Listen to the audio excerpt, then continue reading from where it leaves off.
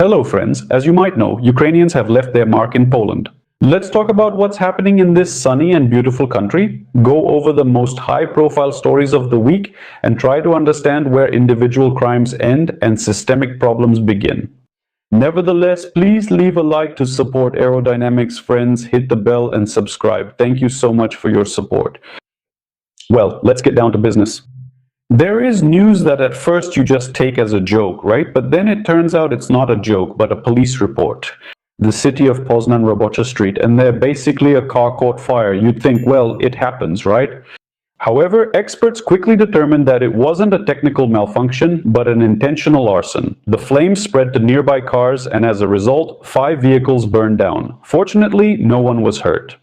Now comes the most interesting part of the story. The police reviewed surveillance footage, gathered evidence, and identified the suspects. There were exactly 5 of them.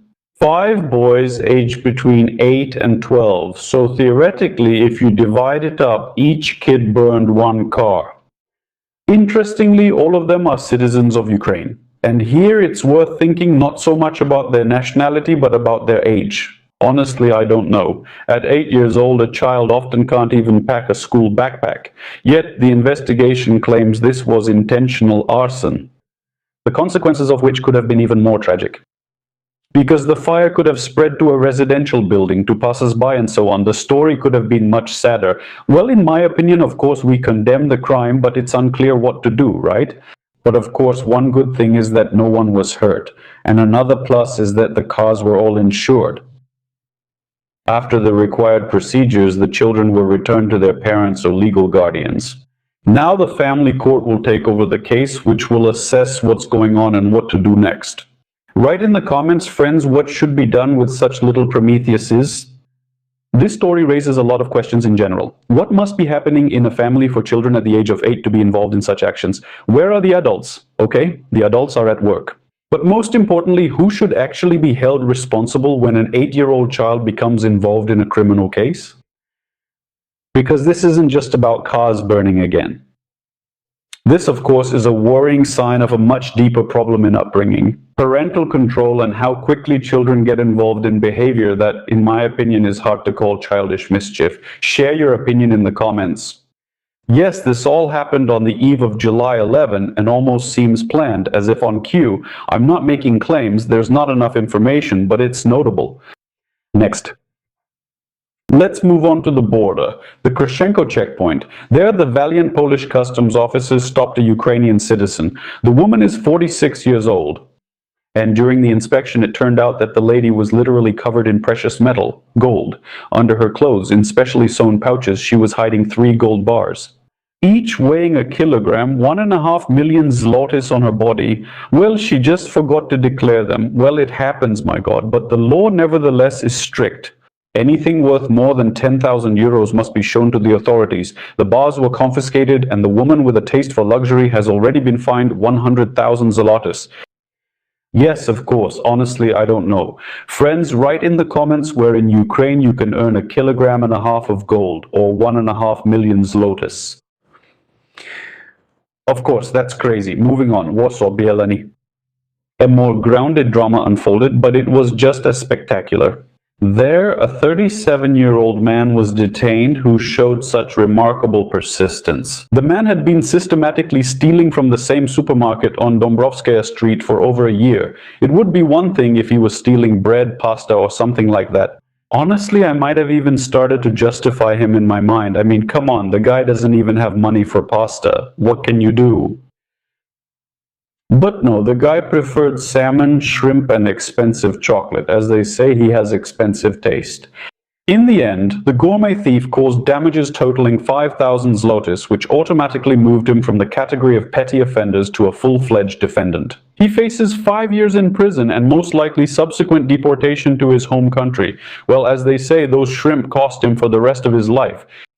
Very sad. Friends, write in the comments what should be done with such a gourmet thief. I don't know. Next, we move to Bielsko-Biała, a glorious city where a real, well, as the Poles write, catastrophe unfolded. A group of intoxicated young people overdid it on the weekend and decided to organize nighttime races on an office chair in the parking lot. While along the way, they also hit various other people's cars. When one of the local residents tried to reasonably call them out, like, "Guys, have you completely lost it? Calm down," he got punched in the face and was brutally beaten. Other Poles from neighboring houses ran out when they heard the screams, and of course no one tried to figure out what was going on. There was just a massive brawl. But the most remarkable thing in this story is the reaction of the police. Again, I'm reading this in the Polish press. The police arrived in response to 2 emergency calls exactly when all the participants were already long gone. Well, the Poles say that this is all due to a systemic paralysis of the executive branch, meaning the police are showing such impotence, so what are we supposed to do? We can only take justice into our own hands, but that basically undermines the whole idea of the rule of law. Honestly, I wouldn't exaggerate the scale of the tragedy because it's specifically in the region of Bielsko-Biała, Bielsko-Biała, Podbeskidzie. That is, there are 16,000 Ukrainians and the crime rate among them is 0, even less than 0.7%, you understand? So, it happens, of course, we condemn such behavior.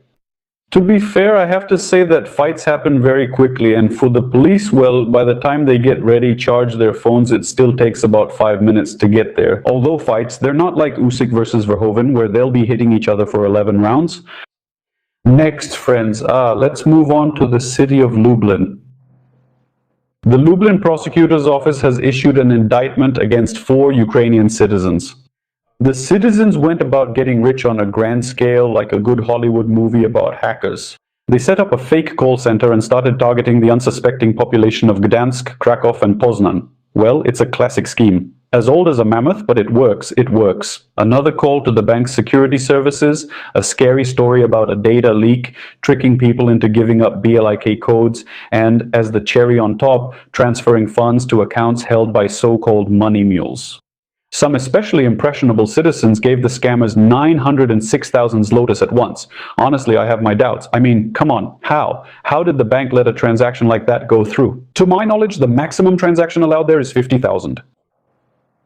Well, I don't know. In total, the phone scammers took 5 million zlotys from the locals. Well, basically, it was a good haul, but the money was quickly converted to crypto through various Bitcoin ATMs and regular ATMs to cover their tracks, but it didn't work out. Now, this group of 4 hackers is facing up to 10 years in prison. The citizens, notably, have partially admitted their guilt. Well, it seems they've realized that, yes, free cheese only comes in a mousetrap, and the mousetrap belongs to the state. Maybe they'll get a reduced sentence. Next, friends, we have another sad, very tragic story. Cherchez la femme, as they say in Sirotsk. The meeting of 2 compatriots ended in complete disaster.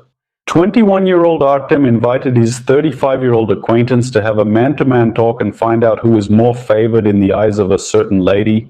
The young man's arguments quickly ran out, so fists came into play and then a knife.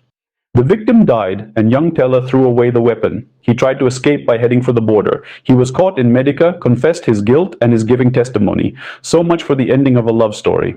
As they say, I'll repeat myself, cherchez la femme. It's hard to know what to do with someone who just killed a person. What should be done with him, deportation or jail? Share your thoughts in the comments. So what else caught my attention about deportations, right? The second part of our video, if you don't mind, I'll read it out. Some interesting information has come up. Not long ago, crime among foreigners living in Poland kept rising. But in the first quarter of 26, the number of foreigners detained by the police on suspicion of committing crimes decreased. The figure dropped by almost 14%. It was 13.8 thousand a year ago, and now it's 11.9. A similar trend is observed in Warsaw. In the first months of the year, the capital's cops registered 2,153 crimes committed by foreigners. There you go. And a year ago, it was 2,465. Against this background, the number of deportations is growing. According to border guards, in the first quarter of 26, 2,689 people were kicked out of sunny Poland. So, a year ago, there were 400 fewer, 2,236. So, over the year, there have been more deportations but fewer crimes. Deportations of Ukrainian citizens have risen significantly. So, in the first quarter of last year, there were 162, but in the first 4 months of this year, there were 610. The Ministry of Internal Affairs links the drop in crime to stricter migration policy. The agency states that the principle of zero tolerance for lawbreakers helps to improve security and reduce the crime rate. In recent days, a number of deportation cases have been widely discussed. We've already discussed Soma, the Mustang, and related topics, so we won't repeat ourselves. Political scientist and psychologist Ms. Dominika Bulska from SWPS University insists that, contrary to common stereotypes, there is no direct link between migration and crime. Research does not confirm this. According to the expert, at the moment, Poland is pursuing an extremely restrictive migration policy. If members of minorities are consistently declared a threat, the majority is not ready to build relationships with them, and this negatively affects foreigners. Under such conditions, the integration process becomes significantly more difficult. Well, that's the warning from Ms. Bolska. Relationships are hard to talk about. A younger guy I know mentioned it, though. And he says that before there were no problems meeting Polish girls at all, but now, well, not anymore. And he says our girls also don't really want to meet Polish guys anymore. Well, that's how it is, friends. You can confirm or refute this information in the comments. Here's some more news like that.